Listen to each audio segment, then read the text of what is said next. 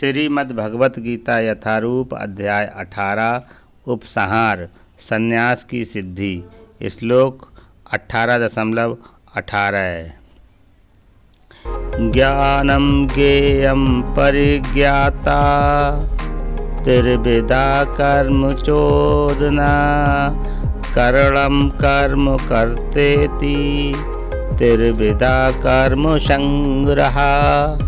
भावार्थ, ज्ञान, ज्ञेय तथा ज्ञाता ये तीनों कर्म को प्रेरणा देने वाले कारण हैं।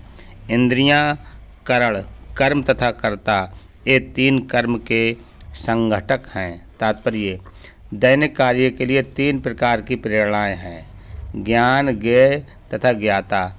कर्म का उपकरण करण, स्वयं कर्म तथा कर्ता ये तीनों कर्म के संघटक कहलाते हैं। किसी भी मनुष्य द्वारा किए गए किसी कर्म में ये ही तत्व रहते हैं। कर्म करने के पूर्व कुछ न कुछ प्रेरणा होती है। किसी भी कर्म से पहले प्राप्त होने वाला फल कर्म के सूक्ष्म रूप में वास्तविक बनता है। इसके बाद वह क्रिया का रूप धारण करता है। पहले मनुष्य को सोचने, अनुभव करने तथा इच्छा करने जैसी मनोवैज्ञानिक विधियों का सामना करना होता है, जिसे प्रेरणा कहते हैं।